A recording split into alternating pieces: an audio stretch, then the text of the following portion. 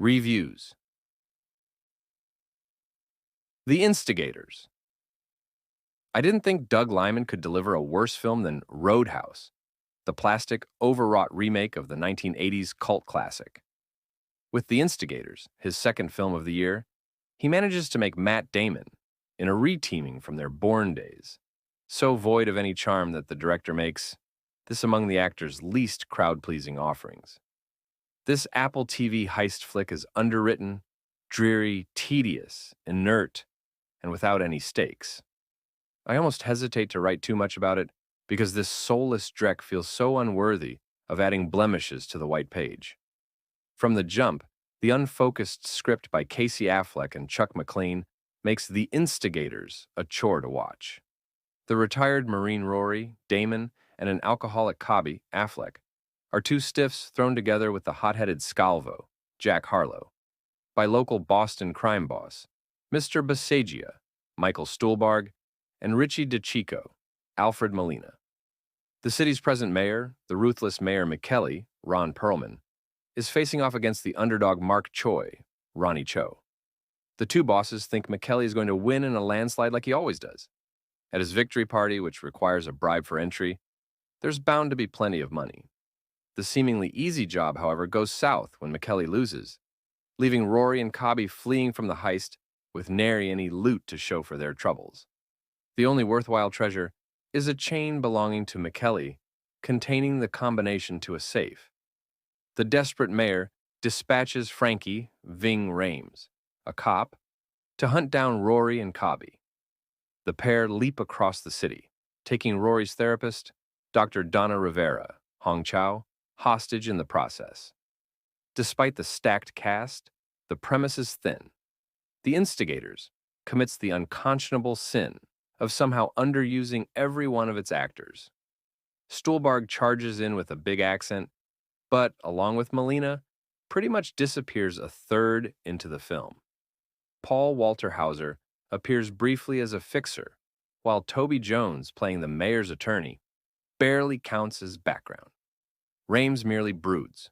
Perlman sometimes yells. No one is a fully fleshed-out character, including the film's two leads.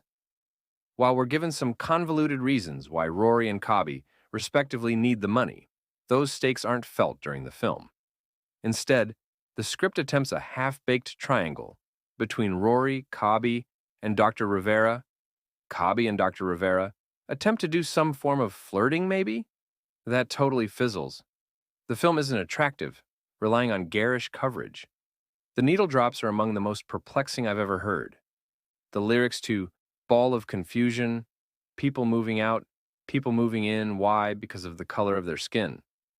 Soundtracks Rory and Cobby riding toward a pristine beach house.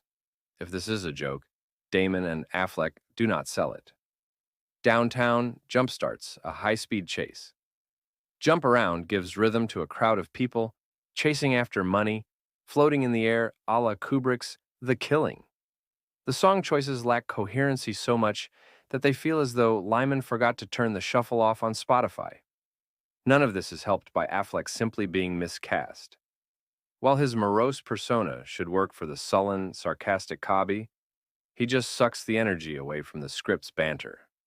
Neither Cobby nor Rory is particularly likable, or interesting for that matter.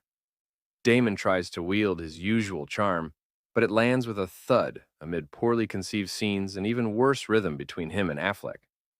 In a better film, maybe, their dynamic would work. But in such a fatally flawed project, you come to wish Ben Affleck were opposite his good friend Damon. At least then we'd get some rhythm or some chemistry. Instead, this is a buddy film, made to mirror the absurdity of a Coen Brothers flick that lacks wit and amusement. The Instigators take zero pleasure in entertaining. The heists are not intriguing or attention-grabbing. Even the planning of them feels like more of an annoyance than an opportunity to enrapture. The spectacle is flattened under tawdry VFX. Car chases are poorly stitched together. Unsurprisingly, the bracelet is a yawn-inducing MacGuffin. The film contradicts itself, takes little interest in its characters, and appears to only desire to provide its audience a stiff nap. The Instigators, arouses no memorable scenes, feelings, jokes, or profundity. At most, it's a collection of moving images,